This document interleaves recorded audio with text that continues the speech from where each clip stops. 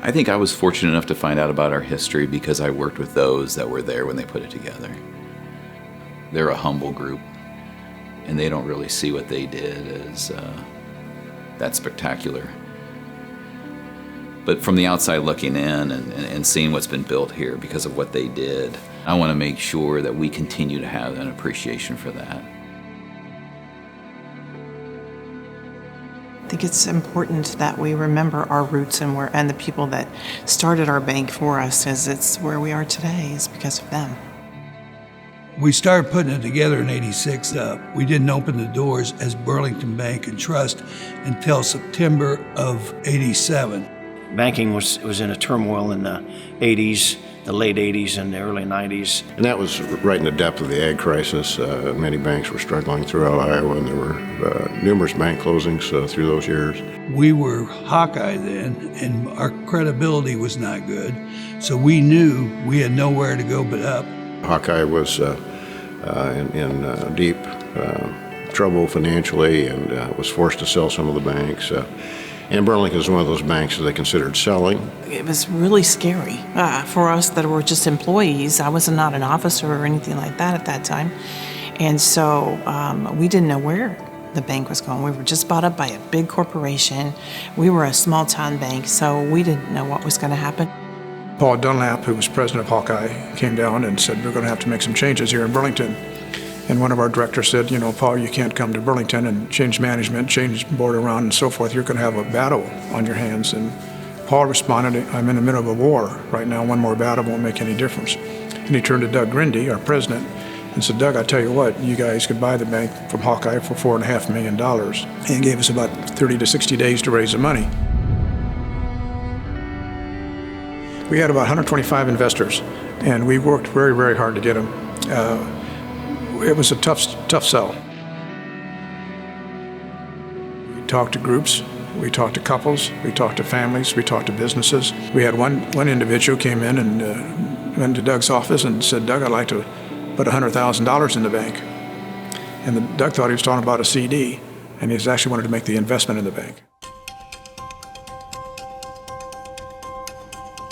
Our big goal was bring it back to the community and become a community bank all over again. Well, 9 months later, we raised $3.9 million, and we bought the bank. So we brought it back to Burlington was the slogan, and we became Burlington Bank and Trust. We felt like we really accomplished a big feat, and I think that made everybody closer at that time. And we've all felt like we really did something good for us and the community. If we didn't get it put together, we'd all been looking for different jobs, okay? We want to grow. We've got offices in some other communities, not because we're leaving Burlington, but it makes Burlington stronger. And more growth you can, the more services you can offer. What we're hoping is the pattern that we have here is expanded to Iowa City and in Mount Pleasant and Minneapolis and now in Keokuk. But we never, ever stop being a community bank and offering community services in a one-on-one fashion to our customers. People. That's all. One word, people. We call ourselves a community bank, and if you call yourself a community bank, you better give back to the community. You'll go to any organization, the chamber or anything, and I can guarantee you there will be at least be one or two of our people on each one. We encourage our employees to be active in community organizations of all types, and let their own passions take them whichever direction. But we try and create time for them to serve. I also think they have the best products. They have very good products. We're very in tune to the local market.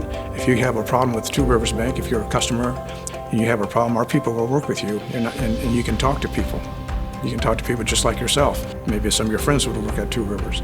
If you go out of town, if you go to Quicken Loans or something, you're not going to get any help, and they're not going to support your charities. We're a people bank. We try to treat our employees well, and it's, that's, I think the dream would be to continue that successfully.